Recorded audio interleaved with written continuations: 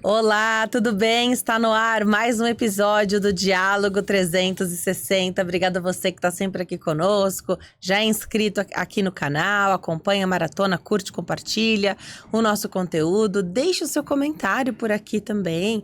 Conta pra gente se está gostando das entrevistas, qual a sua sugestão de tema para a gente abordar aqui no Diálogo também. Aproveita esse comecinho sempre para agradecer aos nossos parceiros. Quem está conosco desde o primeiro episódio é a Clínica de Fisioterapia Fisiolook. Eles estão localizados aqui em São Paulo, na Zona Leste. Uma equipe de fisioterapeutas, eles são especialistas em reabilitação ortopédica, neurológica, tem RPG, pilates, acupuntura, tudo o que você precisa. Sofrer com dores é muito comum, mas não é normal. Você não precisa se acostumar com essa situação. Então, buscando uma equipe de excelência, você vai se livrar das dores que te acompanham aí, às vezes há muitos anos. Através do telefone, você liga ou manda mensagem no WhatsApp. 11 2193 3583, 11 2193 3583. Tem também perfil lá no Instagram, @fisiolook, e o site www.fisiolook.com.br. Também agradeço a farmácia de manipulação Empório Magistral, conosco também desde o primeiro episódio. Agradeço demais a parceria, a maior farmácia de manipulação do Brasil. A farmácia está aqui em São Paulo, mas eles entregam no país todo, então facilita demais. Para tirar sua dúvida, receber um orçamento, faça isso pelo telefone 11 50 89 5123.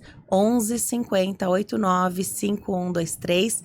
Eles também estão no Instagram, @Empório Magistral, e tem site www.emporiomagistral.com.br. Todo mundo precisa ter sempre à mão o contato de uma farmácia de manipulação de excelência, de confiança, e tá aqui minha recomendação para você.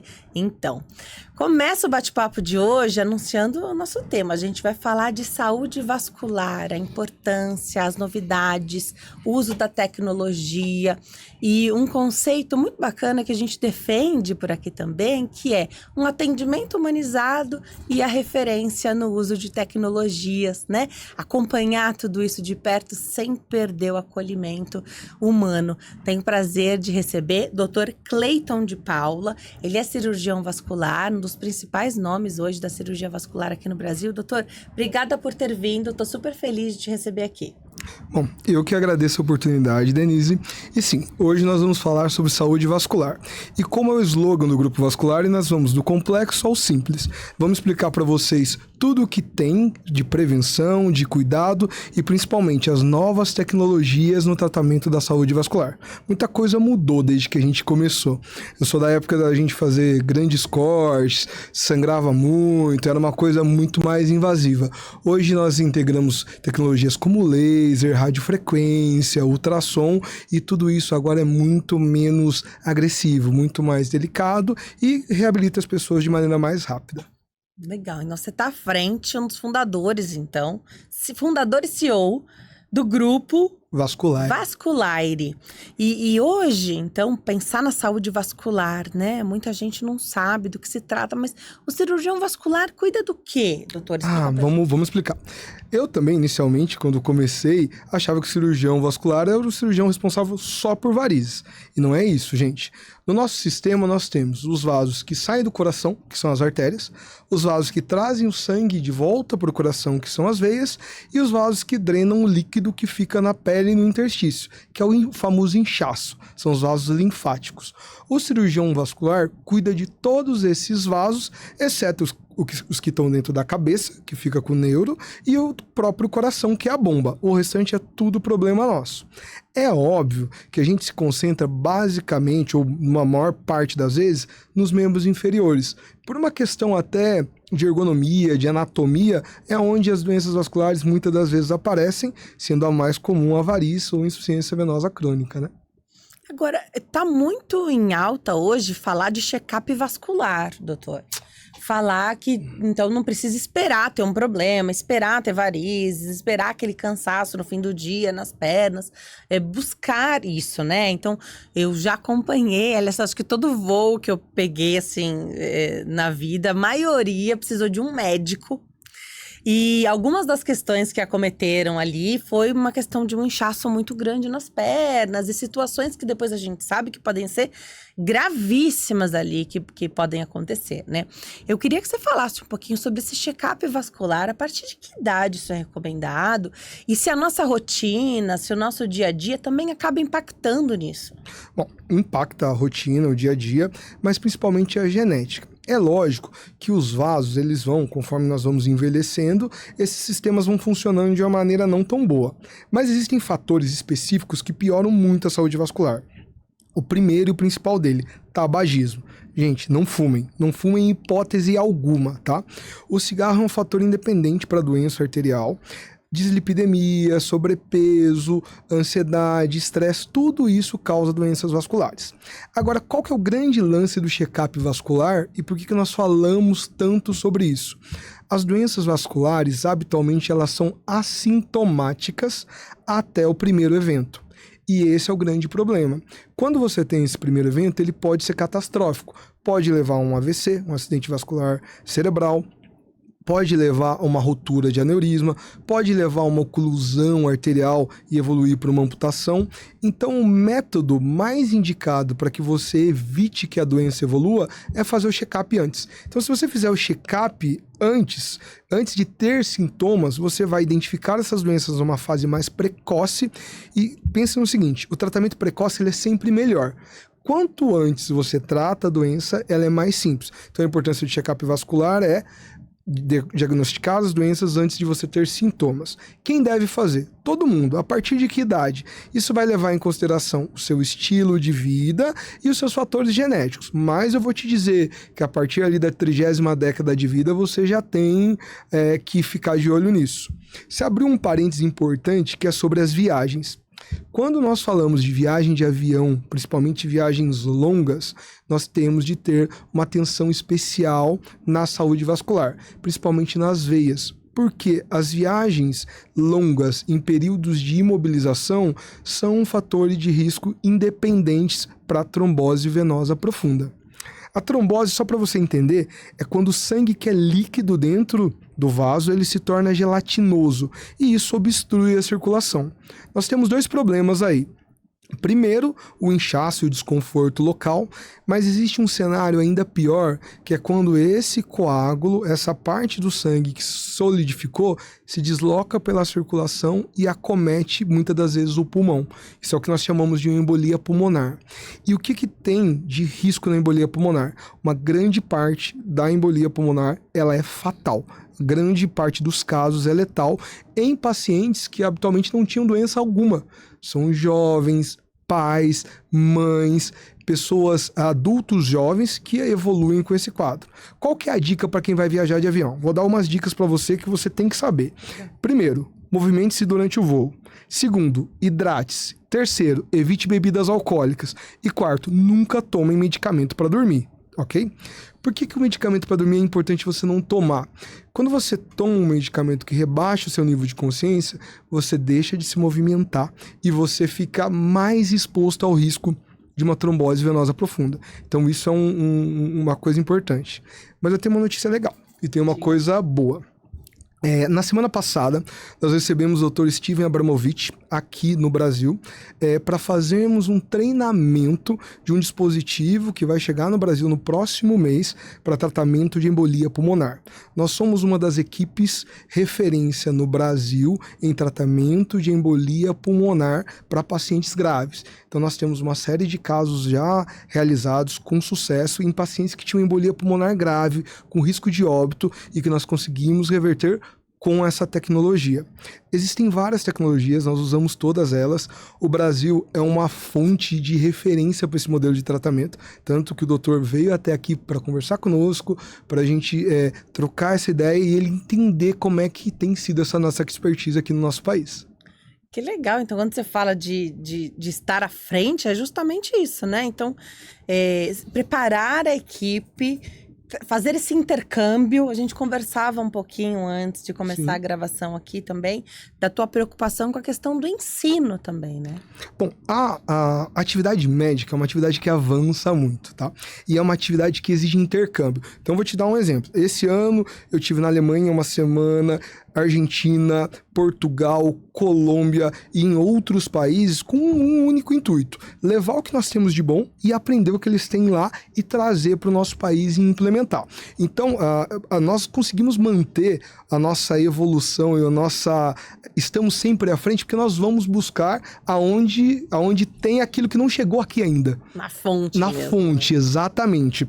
E com isso nós conseguimos implementar tratamentos mais modernos e conseguimos implementar novas ferramentas para facilitar esse tratamento e ter melhor resultado.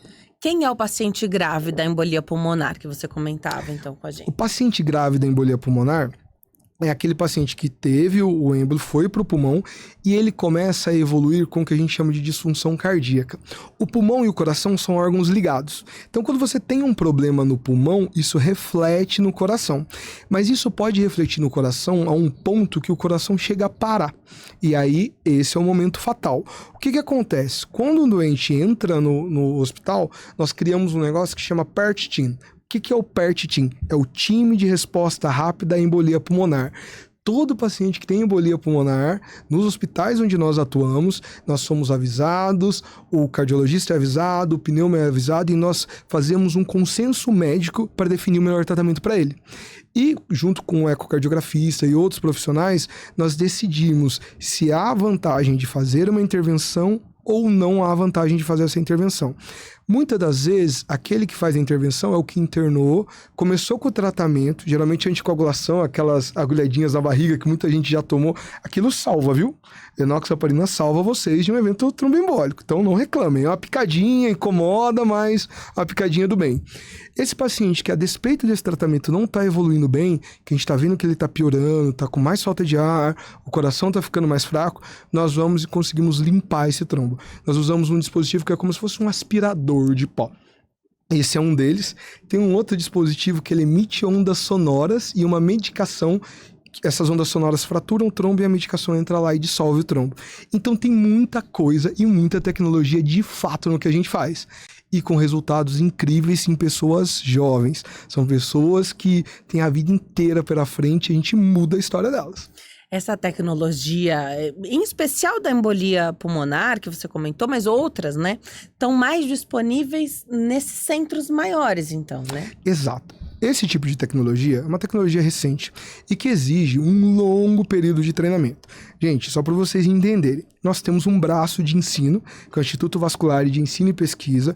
Nós detemos aqui em São Paulo um curso de aperfeiçoamento em angiorradiologia e cirurgia endovascular, em parceria com o Instituto IDOR, é o único do estado de São Paulo, para treinar jovens cirurgiões vasculares em técnicas de alta complexidade de maneira minimamente invasiva. Em português, o que significa? Nós ensinamos pessoas, cirurgiões vasculares jovens, a tratar doenças graves com pouco impacto, por meio de catéteres, por meio de cateterismo, por meio de ultrassom. E isso tudo leva muito tempo.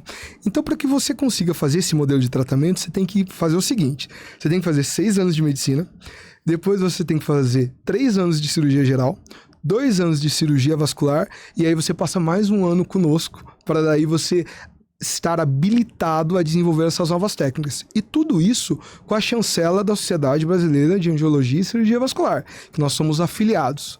Então, nós temos hoje um braço científico, um braço técnico, mas um braço acadêmico também, para respaldar tudo que a gente faz.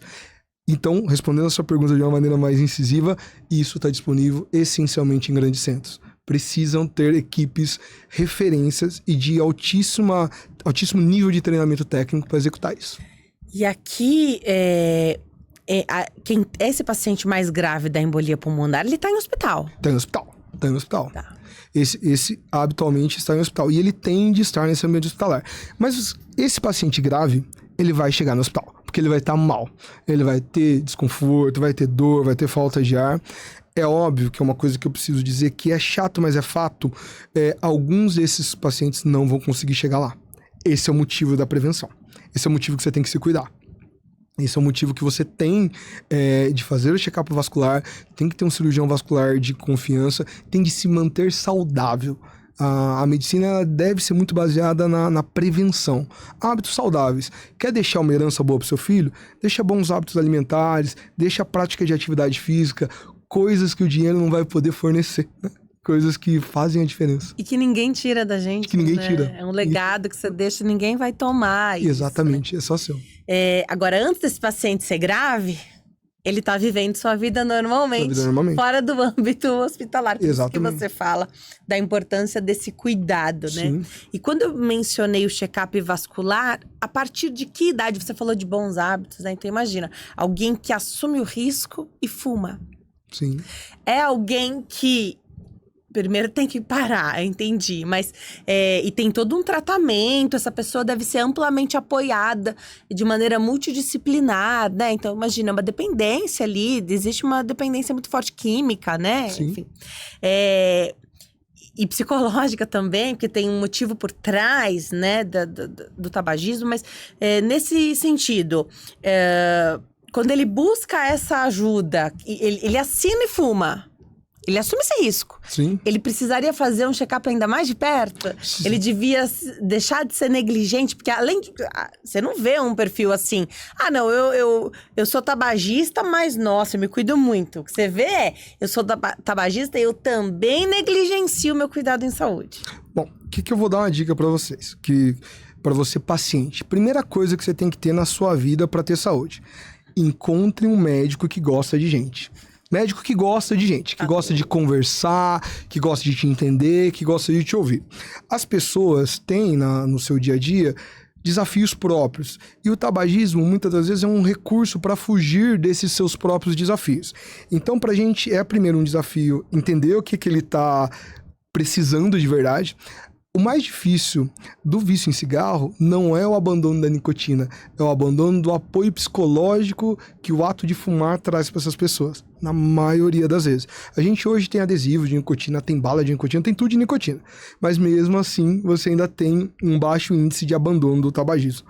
Para os pacientes que fumam, eu recomendo que já faça algum exame preventivo de pesquisa de doença arterial. Para aqueles que não fumam, a 40ª década de vida é o momento de você começar a fazer check-up na sua vida, tá? Seja check-up vascular, para os homens check-up de próstata. As mulheres devem iniciar o ginecológico muito mais cedo, lá ainda na época do início da experiência sexual, lá por 12, 13 anos agora, que é mais cedo, tá, gente? Isso é independente de cada um. Mas o que eu quero dizer é o seguinte, para pessoas que não tenham fatores de risco, 4ª ou 10ª década de vida. A partir dos 40 anos seria o ideal. Para quem tem fatores de risco como tabagismo, dislipidemia ou histórico familiar, tive uma mãe que morreu de infarto jovem, um pai que é hipertenso precoce. Procura antes, tá? Já vai, faz seu exame, faça exames periódicos, acompanhe, não deixem a sua saúde para a última hora, porque isso vai cobrar caro. E tem uma frase que eu digo muito. Habitualmente a gente diz que não tem tempo para a saúde. Você vai achar um tempo para sua saúde. Ou um tempo para sua doença, é você que escolhe. É uma questão de escolha. Você até pode escolher. Você pode escolher. Vou me dedicar à saúde ou vou me dedicar a cuidar da doença. Mas que vai. Pode parecer tão óbvio quando você fala, procure um médico que goste de gente. Então, isso parece um aforisma. Mas o mundo hoje vive uma liquidez de relações humanas, tá? Não só na área médica, mas em todas as áreas. E hoje se perdeu um pouco daquilo que a medicina tem de melhor. Que é olhar olho no olho, que é avaliar cada caso com sensibilidade, dentro da sua especificidade. E todo mundo aqui já foi médico. Então você sabe quando aquele médico tá com você de verdade. É interessante que a medicina ela é uma atividade meio, não é uma atividade fim.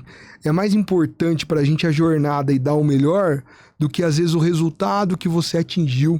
Tá? Isso fica muito claro em algumas áreas médicas, como oncologia, paliativismo, mas é importante em todas as áreas. Você ser um companheiro do seu paciente, você entender ele, você querer que as coisas aconteçam, tá? Então eu acho que a gente tem de estar do lado de médicos assim. Isso também faz parte do nosso treinamento. Nós, com os jovens médicos, com os médicos que integram a nossa equipe, nós batemos sempre, nós fazemos treinamentos direcionados para humanização, para que cada vez estejamos mais próximos dos nossos doentes. E com cada vez mais tecnologia, porque às vezes o que acontece é que assim, ou você é muito humano e não é tão tecnológico, ou você é muitíssimo da tecnologia, mas aí se perde a questão do humano, né? Então a gente ouve, bom, eu ouço isso muito, eu vou naquele especialista, sabe, ele não é tão bacana, mas é lá que tem o que eu preciso, ou ele é que entende mais sobre aquele assunto, tem aquela técnica, né? Faz daquele jeito que é o melhor pra mim, mas não te abraça, não te acolhe, né? Não te ouve. Não ouve, às vezes o ouvir, né? Quanta coisa você sabe sobre o teu paciente que é nessa escuta, Na né? conversa, no acolhimento com o familiar. Inclusive, tem uma das áreas que nós atuamos muito, que é a prevenção de amputação. Essa é uma das áreas, eu acho, mais bonitas. Então, salvamento de membros, é isso? Exatamente. Nós estamos lá para salvar membros. E aí, no salvamento de membros, a gente tem uma condição muito importante. Todo mundo aqui tem um tio, algum parente, algum amigo que é diabético e sabe o drama que é um paciente ser amputado. Primeiro, por causa do seguinte: as protetizações, elas não acontecem do jeito que a gente imagina. Não é tão fácil protetizar, tá? Não é tão fácil por falta de recursos, não é tão fácil, por vezes, pela própria característica clínica do doente. Não sei se vocês sabiam, mas você precisa ter condições físicas para protetizar, tá? Cuidem da saúde. Então, você precisa ter músculo para protetizar, precisa ter um coração bom para protetizar. Porque senão você coloca uma prótese e não consegue andar. Você não tem energia para fazer com que você caminhe com aquela prótese. Então, é um pouco mais complexo do que a gente pensa. Outra coisa, gente, uma coisa que eu digo é o seguinte: por menor que seja a intervenção no nosso corpo é sempre uma agressão para aquele que sofreu a intervenção. Então, no nosso grupo, nós lutamos muito para prevenir qualquer tipo de amputação. Seja de um dedo, de um pé, de um antepé, de uma perna, nós lutamos até o fim. E hoje em dia isso melhorou muito, as coisas mudaram muito. Só para você ter uma ideia, uma das causas de amputação para quem tem pé diabético é a osteomielite. É uma infecção no osso. Antigamente, muitas das vezes nós éramos obrigados a retirar esse osso doente. Hoje em dia nós temos um dispositivo que se chama biovidro. É um composto de sílica inorgânico que ele substitui aquele osso que estava doente e cria um arcabouço para o desenvolvimento de um novo osso. Então nós deixamos de ter a obrigatoriedade de fazer algumas amputações. Um material que foi desenvolvido na Finlândia depois da Segunda Guerra Mundial e que agora nós trouxemos essa tecnologia também para a área vascular. Isso também é muito novo. É coisa que nós temos utilizado esse papel diabético faz 6, 8 meses. Então, assim, nós vamos incorporando tecnologias dia a dia para que nós evitamos cada vez mais amputações e perdas. Mas a gente para aí? Não. Esse paciente trata no hospital, volta comigo no ambulatório, no consultório, eu quero que ele use uma palmilha, eu cobro dele a glicemia, eu chamo a esposa. Pessoal, chamem as esposas e chamem as mães, tá? Elas resolvem muitas coisas. Muitas coisas.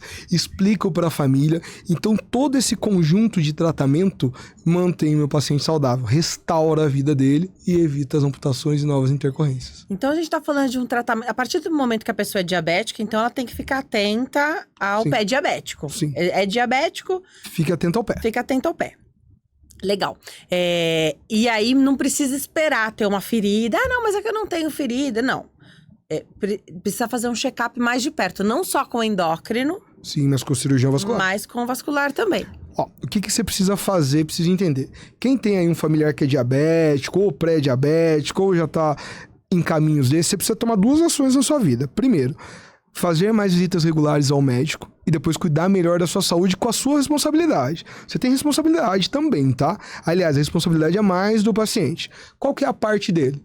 Vigiar a dieta, fazer atividade física e principalmente fazer as inspeções de rotina. Principalmente aquele que é diabético há mais tempo, 8, 10 anos.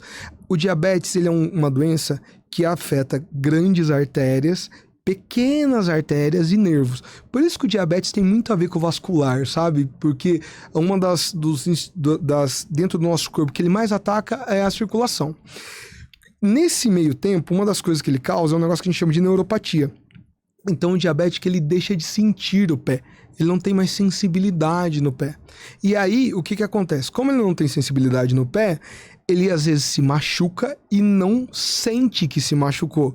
Então o diabético precisa olhar o pé. E outra dica, diabéticos usem meias brancas. Porque se você tiver com uma meia branca e tiver um machucadinho, ela vai sair suja e você vai entender que tem alguma coisa errada ali. Eu adoro essa dica. Meias escuras, não. Meias escuras. Meias brancas. Porque uma meia escura, você não vai enxergar se tiver um pouquinho de sangue. Na meia branca, você vai. Exatamente. Gostei. Agora, me chama um pouco de atenção, assim, até uma questão que eu acho... O diabético, ele costuma frequentar o serviço de saúde, mas não é comum avaliarem o pé. Essa é uma outra luta que nós encabeçamos, tá? Junto com alguns outros colegas aqui do país, que é uma valorização do profissional que cuida do pé diabético. Infelizmente, o diabetes é uma epidemia, mas é uma epidemia que acomete pessoas que têm pouca informação, às vezes informação cultural mesmo, e que eles acham normal, por vezes, complicações com o pé. E não é. O pé, ele é um órgão tão importante quanto todos os outros, tá? Isso diminui sua capacidade laboral, isso diminui a sua força de vida, isso diminui o tempo que você vai viver. Só para você ter ideia da importância dos membros inferiores, pessoas que têm mais músculo nas pernas têm menos Alzheimer. Agora, eu tô dizendo só de ter mais músculos na perna. Imagina você não ter um pé, não ter uma perna, ou ter um pé que é deficiente. Então, assim, é muito importante, mas não é a rotina mesmo. Então, por que a gente tá aqui? A gente tá aqui para avisar para você o seguinte: cobre o seu médico de avaliar o seu pé. Avalie você o seu pé e cobre seu médico também, principalmente se você é diabético. Ele tem de ser avaliado. Não é comum, mas nós estamos puxando a bandeira, nós, os podólogos, enfermeiros, todo mundo, vamos avaliar. Legal.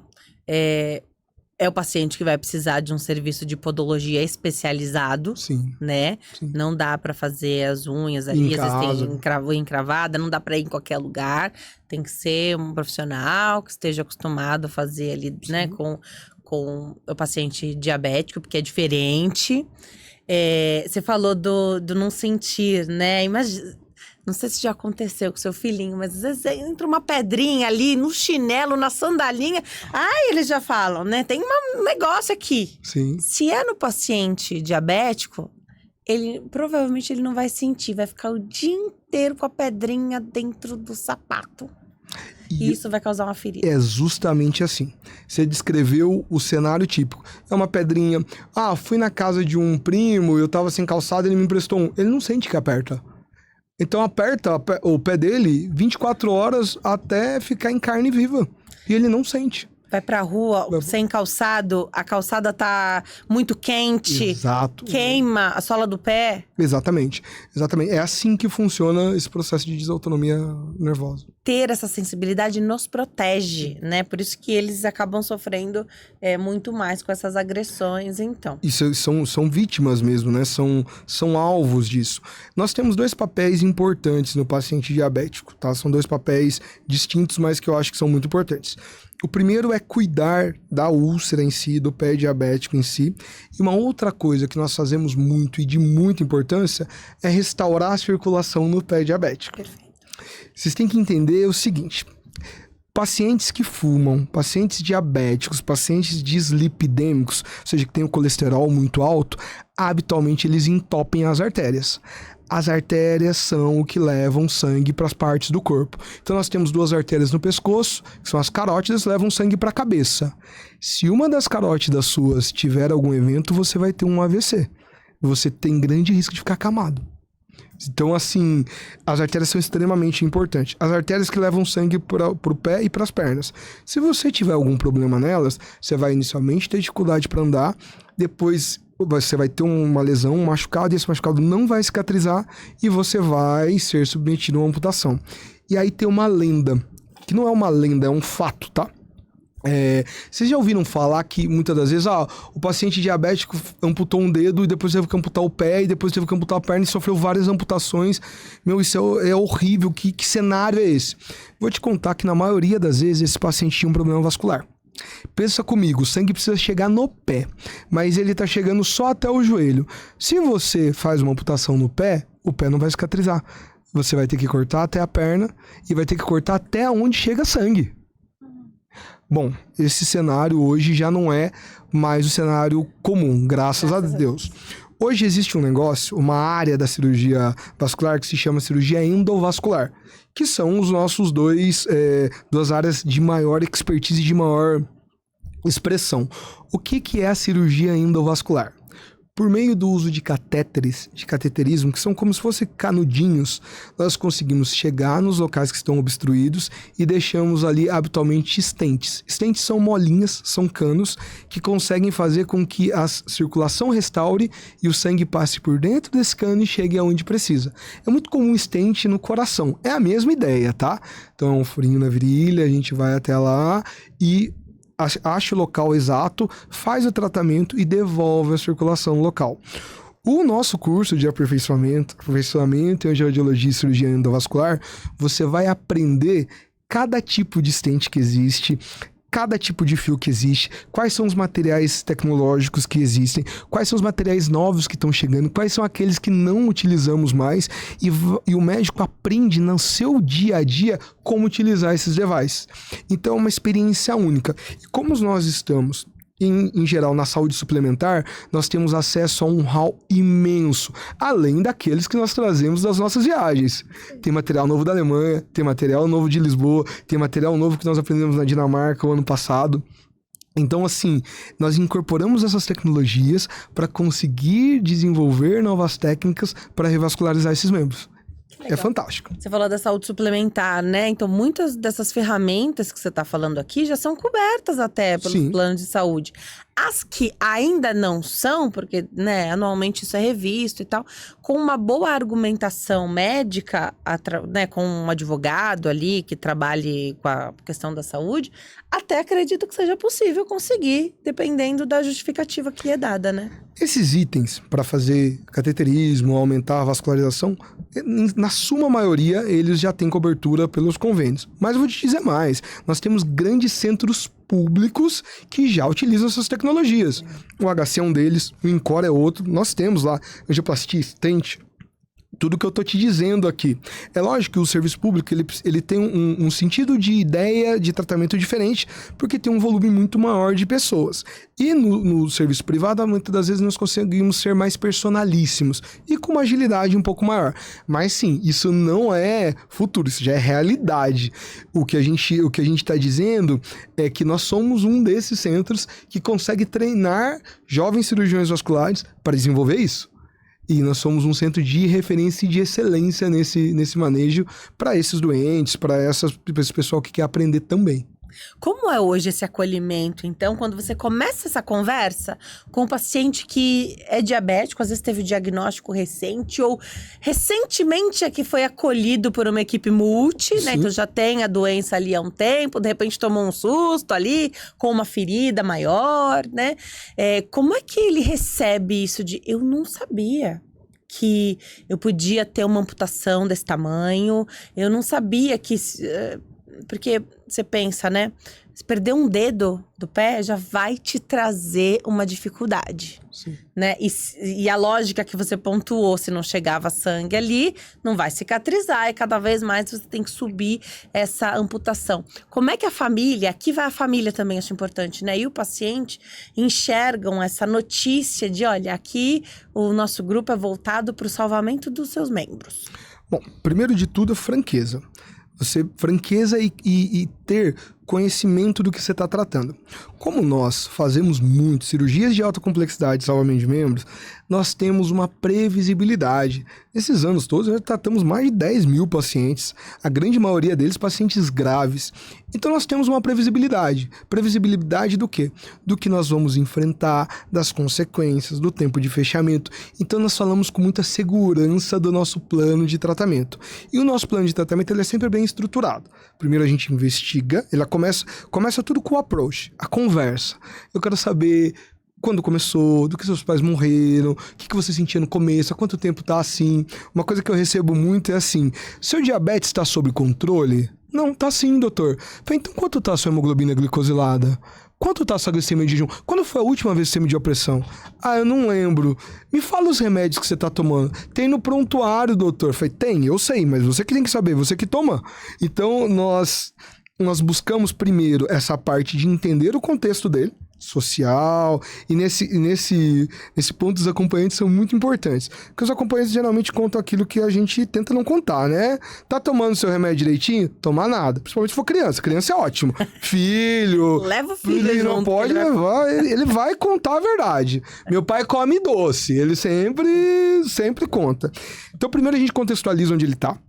Depois, tem um papel que eu acho muito importante, é conscientizar o paciente, o cliente, do papel dele no tratamento. Então, olha, o senhor tem mesmo uma úlcera, essa ferida, provavelmente ela é por falta de sangue, o sangue não tá chegando lá, é uma úlcera que nós chamamos de úlcera isquêmica. Agora nós vamos fazer o seguinte, nós vamos iniciar medicações pro senhor e vamos fazer uma coisa que a gente chama de estadiamento. Estadiamento é entender, tá? Como que a doença tá de verdade. Nesse ponto o médico pede os exames, pede exames direcionados. Então se eu acho que a perna tá entupida, eu quero ver um exame que vê entupimento da perna. Um Doppler, uma angiotomografia, algo do gênero. Peço os exames, inicio o tratamento, peço os exames e conceituo para ele. Fala, olha, se realmente vier isso, nós vamos ter de passar por alguma abordagem. Essa abordagem provavelmente vai ser uma abordagem cirúrgica, tá? Vou aguardar os seus exames e aí a gente vai definir. Você já vai iniciar para mim mudança no estilo de vida, tomar as medicações certinhos, ajustar a dieta e cuidar das suas doenças de base. São doenças de base, geralmente hipertensão, diabetes, doenças nos rins. E aí o que a gente faz? Feito isso, ele volta com os exames.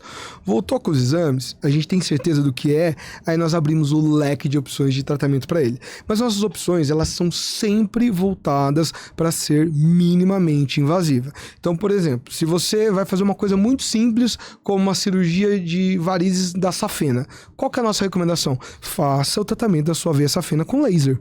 O tratamento de safena laser não tem corte, tem poucos hematomas, a taxa de recuperação chega a ser 5 vezes mais rápida e você volta mais rápido para suas atividades habituais. Então é muito melhor. Você vai fazer, por exemplo, você tem um aneurisma de aorta, uma doença potencialmente grave, que é letal, que tem vários problemas. Você tem 2 modos de fazer. A gente pode fazer uma incisão, abrir a sua barriga e ir lá e costurar um por um, ou eu posso fazer um furinho na sua virilha, ir lá com o dispositivo e fazer a mesma cirurgia por dentro, sem que você tenha nenhum corte no abdômen. Eu tô te dando a diferença. Esse paciente que fez o corte, ele vai ficar no mínimo 48 horas de UTI. De UTI, não é de internação, porque depois ainda tem que ir pro quarto, isso contando que deu tudo certo. O nosso paciente de alta complexidade com tecnologia, em 24 horas ele tá em casa. Em casa, com a família, com a esposa, com os netos. Então, assim, e como nós sabemos de tudo isso, a gente consegue passar essa tranquilidade e essa transparência para esses clientes. É bem tranquilo. Então, a tecnologia facilita muito, né? Ela te deixa passos adiante, na verdade. Vai fazer a mesma coisa, vai ter o mesmo resultado, mas vai estar muito melhor, ou seja... É melhor fazer com a tecnologia, né? Sim, a tecnologia na medicina, e principalmente dentro da cirurgia vascular, ela é um arcabouço que muda a evolução natural da vida das pessoas, tá? Muda muito o que a gente chama de mortalidade precoce. Então, as pessoas que morrem por complicações pós-operatórias. Como essas cirurgias geralmente não tem corte ou é só um furinho, complica menos. Não infecta, não abre os pontos. Então, você tem menos problemas relacionados. E elas já estão muito bem estabelecidas a longo prazo. São cirurgias hoje que nós acompanhamos de 15 anos, 10 anos, 20 anos atrás, com os pacientes aí e com possibilidade de, se precisar, a gente fazer alguma nova intervenção. Então a tecnologia veio para ficar, ela veio para ajudar, ela veio para somar o lado que a gente tem de bom da medicina, que é o lado de ser humano, o lado de ser gente.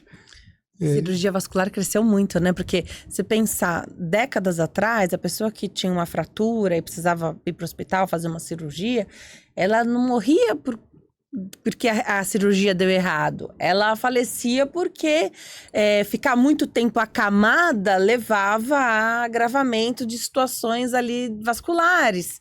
Hoje existe um pensamento até profilático. Toda especialidade médica hoje se preocupa com a nossa parte vascular antes de fazer qualquer intervenção. Ó, gente, eu vou dar uma informação para vocês que assim é estarrecedora. Nós perdemos um dos maiores gênios da humanidade para um aneurisma de aorta abdominal. Albert Einstein morreu de uma complicação de rotura de aneurisma de aorta abdominal. Naquela época, nós não tínhamos tecnologias para fazer o que nós fazemos hoje. Então, a proposta para ele foi uma cirurgia tradicional e naquela época nós envelopávamos o aneurisma com celofane para tentar fazer com que ele não rompesse. Ou seja, nesses últimos anos, nessas últimas décadas, nós deixamos de fazer uma cirurgia extremamente invasiva e agressiva para procedimentos que nós conseguimos fazer com um cateterismo, com 2 furinhos na virilha habitualmente. Então isso mudou muito a história das coisas.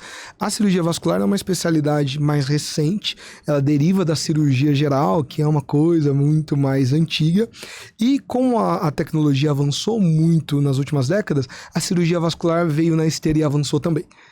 Uma coisa que eu acho muito interessante, gente, não tenham preconceito com a melhor idade. Nós tratamos muitos idosos de varizes, de safena e mudamos a vida deles, tá? E a tecnologia ajuda muito. Ajuda total, ajuda total. Eu tive um paciente recentemente que ele fez uma cirurgia cardíaca com 7 anos e sempre disseram pra ele que ele nunca ia poder operar de varizes. Aos 7 anos ele fez a cirurgia. Isso. E hoje diz que não pode operar. E tem 40 anos atualmente. Chegou lá, a mãe dizia que não podia operar e ele muito mal. Nós reinvestigamos, olhamos e tratamos ele com laser. Tá bem, feliz, voltou a jogar bola, que era o sonho da vida dele. Então, assim, tem tratamento. Muitos idosos, é muito comum os filhos chegarem no consultório e falarem assim, doutor, meu pai não tratou antes, levamos agora em outros médicos e eles dizem que não tem o que fazer e não há tratamento. Há tratamento, sim. E há tecnologia, sim. Tem técnicas que são menos invasivas para públicos específicos. Então, o que você precisa ter como um médico especialista em doenças simples e complexas? Você precisa ter o arsenal à sua disposição e estar interessado em ouvir e resolver aquele caso específico. Quando ele te trouxer aquele caso em específico, você define qual vai ser o melhor tratamento. E existem várias formas de fazer. Você pode fazer um tratamento escalonado. Eu trato uma perna primeiro, depois espero você melhorar, trato a outra. Olha, eu posso propor um tratamento para você que resolva a sua dor, seu desconforto, mas não é tão estético. Eu posso fazer um tratamento que seja muito mais estético, mas que vai demorar mais tempo. Então, olhando o perfil do paciente e tendo um arsenal grande de tecnologia, de coisas para se fazer, você consegue desenvolver um bom tratamento para quase todos os doentes. Não tem jeito. Homens e mulheres de todas as idades, que a gente tá vivendo cada vez mais hoje, né, doutor? Então, imagino que você tenha paciente, você falou da terceira idade, bom, chamar uma pessoa de 60 anos hoje de idoso, até um pecado, né? E a gente usa até um termo que é o super idoso, pensar a pessoa que tá vivendo a 8ª década de vida, os 80 mais, né? Que são os novos idosos hoje, né? Os super idosos. Você tem paciente dessa idade? Eu tenho, e eu vou te contar mais, viu? Eu tenho pacientes surpreendentes de 60 e 70 anos. Eu tenho uma paciente de 70 anos que é ciclista. Então, por isso que eu falei, deixa a gente no chinelo. Ela não tem nem 30, tá? É ela que diz que tem 70. Então, assim, isso vem na esteira do que a gente falou. Cuidem da sua saúde. Eu sou um apaixonado por esportes, mas dou uma dica pra vocês. Musculação é importante, viu? Os exercícios resistidos salvam. Precisa ter músculo. Principalmente quando vai avançando a idade. Você precisa ter músculo, flexibilidade, cardio, mas ter músculo é muito importante e é uma parte que geralmente as pessoas não gostam tanto, tá? Mas sim, eu tenho pacientes de todas as idades, tá? É lógico que nós demos o exemplo de um paciente mais idoso que habitualmente tem mais comorbidades e tem mais fragilidades, mas não é uma realidade. Eu tenho pacientes mais com a idade mais avançada e menos comorbidades e pacientes mais jovens, mais complexos. Então, é mais uma questão da gente personalizar o atendimento. Tem que saber quem é cada pessoa. Da atividade física, encontre o que você gosta de fazer e faça. E aí, se você não gosta de musculação, você faz por obrigação mesmo, né? Eu acho que a atividade física é como quase todas as coisas na vida. Talvez no início você não goste tanto. Você lembra quando você tinha 5, 6 anos para escovar o dente, como era? pra tomar banho. Eu lembro que na minha época os amiguinhos falavam, não tô suado, né? Correu o dia todo, não quer tomar um banho. Criança. Isso foi entrando na sua rotina e hoje você acorda, toma banho, escova os dentes e vai seguir a vida. Então precisa ser assim, eu acordo, tomo banho, escovo os dentes, faço minha bicicleta, faço minha 1 hora de musculação e vou para seguir a vida. Então a atividade física, ela precisa entrar na sua vida. E inicialmente, isso não tem a ver com ser gostoso não, tá? A atividade física inicialmente não tem a ver com ser gostoso, tem a ver com ser necessário. É igual trabalhar. Você não vai trabalhar só o dia que você quer, você vai trabalhar todos os dias.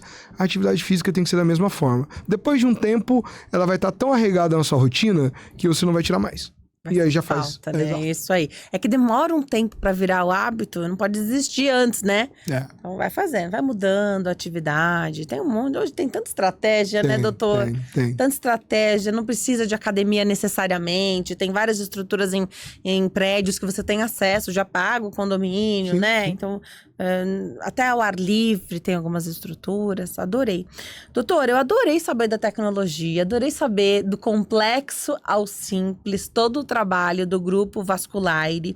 Então, aqui tem o braço também de ensino. Vou deixar tudo na tela, mas só para entender. Médicos que já são cirurgiões vasculares e têm interesse em se especializar mais, tem braço de ensino aqui. Tem.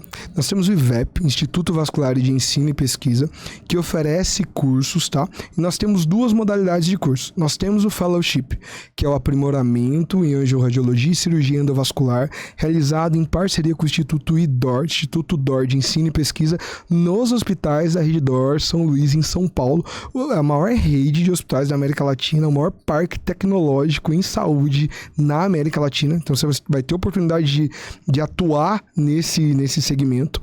E esse é um treinamento anual com dedicação exclusiva, tá? Então esse jovem médico cirurgião vascular vai entrar ali, vai fazer todo o seu treinamento, vai acompanhar cirurgias endovasculares, vai aprender a operar, vai conhecer todos os materiais, vai conhecer gente de todo mundo. Então esse ano nós tivemos o Dr. Xu, que é o maior nome da China, veio operar conosco em Osasco. O Dr. Steven esteve conosco a semana passada, então você vai ter, além de ter esse aprendizado, tem esse network com várias instituições do mundo todo. Feito isso, acabou esse 1 ano, você vai receber o seu certificado de especialista aperfeiçoado em angiorradiologia e cirurgia endovascular, com a chancela do IDOR e com a chancela da Sociedade Brasileira de Angiologia e Cirurgia Vascular. Então é um serviço muito, muito completo. E eu vou colocar o adendo mais interessante. Nós somos uma equipe em expansão. 30% dos médicos que trabalham conosco hoje são ex-alunos.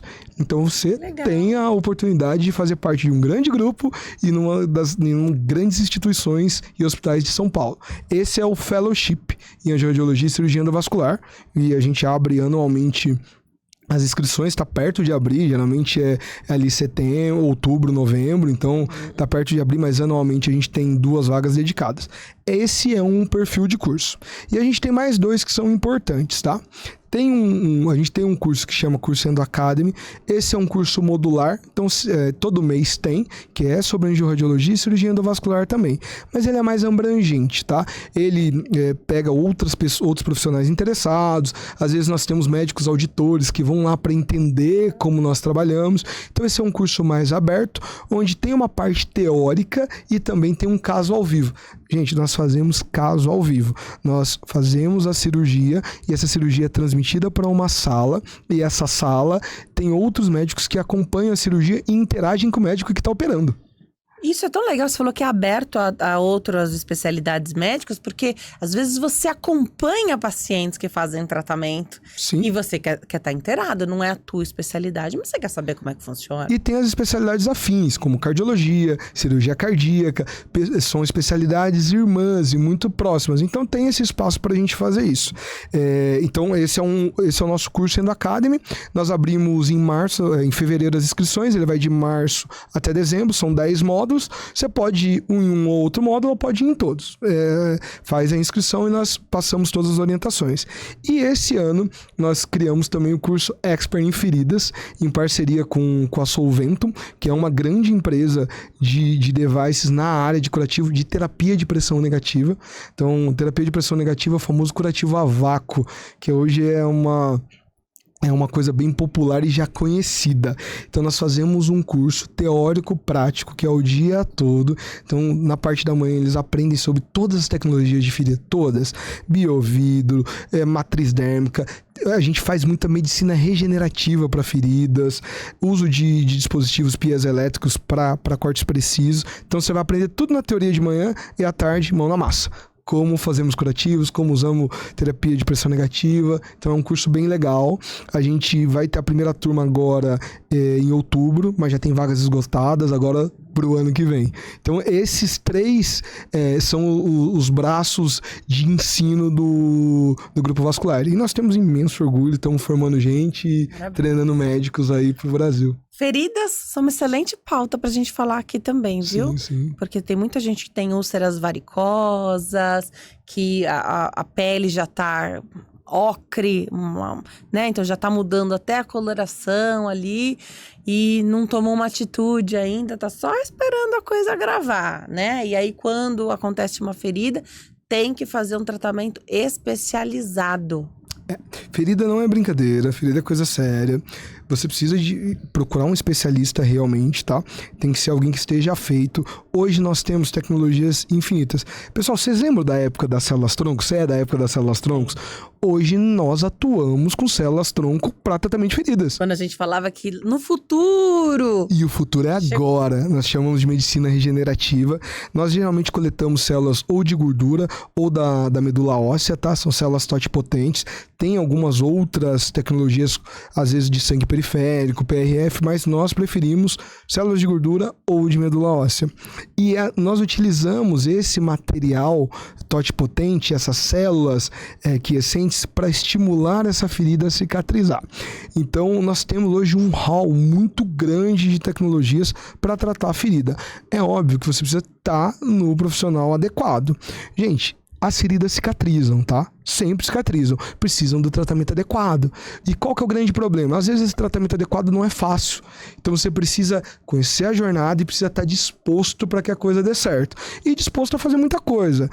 Vocês terem uma ideia, muitas das vezes a gente tem que fazer a revascularização, o sangue chega lá. Muitas vezes tem um osso que está doente, a gente precisa ressecar o osso, preencher com biovidro ou fazer um outro enxerto ósseo. Então, às vezes o caminho é mais difícil e às vezes você vai passar num colega ou consultar com alguém ou ver alguma opinião e ele, não entendendo a dimensão do problema, acha que não tem solução. Mas tem.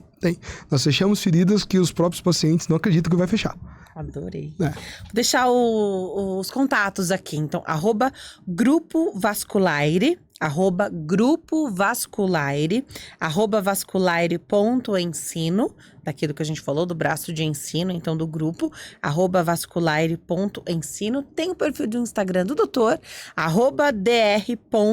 @dr.cleiton de Paula, @dr.cleiton de Paula, e o site www.grupovasculaire.com.br. Doutor, antes de te agradecer, encerrar, vou passar às suas mãos um kit, um mimo que a farmácia de manipulação Empório Magistral dá para os nossos convidados. Tem muita coisa de colágeno aí, também tem creme corporal, então nas várias apresentações do colágeno. Obrigada, Empório, pela parceria e pelo mimo aqui para os nossos convidados sempre. E, doutor, que alegria te entrevistar.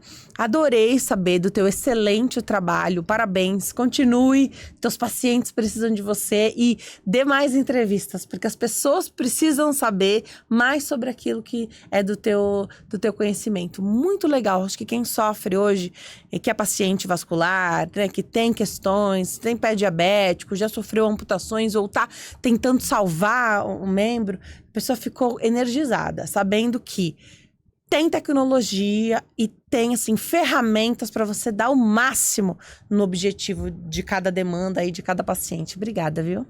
Eu que agradeço. Obrigado, Denise, pela oportunidade. Vou mandar um recado para vocês. Sigam nossas redes sociais. Lá tem bastante conteúdo, tem muito de tudo que eu falei aqui hoje. Mandem mensagem, interajam e nós estamos de braços abertos para receber vocês, viu? Muito legal, vou deixar de novo aqui na tela, @dr.cleitondepaula, @grupo vasculaire, @vasculaire.ensino e www.grupovasculaire.com.br. Obrigada, doutor. Obrigado a você. Volte sempre, viu? Eu vou voltar, com certeza. Parabéns pelo seu trabalho. Obrigada a você que escolhe ficar aqui conosco para se comunicar com a gente aqui através do e-mail diálogo360podcast@gmail.com. Eu tô no Instagram, @DeniseLuque, segue por lá, manda pergunta quando eu anuncio o tema aqui, anuncio o nosso convidado, manda sua pergunta, participa por aqui, que a gente fica sempre muito feliz. A vida é feita de diálogos e conexões e eu tô te esperando no próximo episódio. Tchau!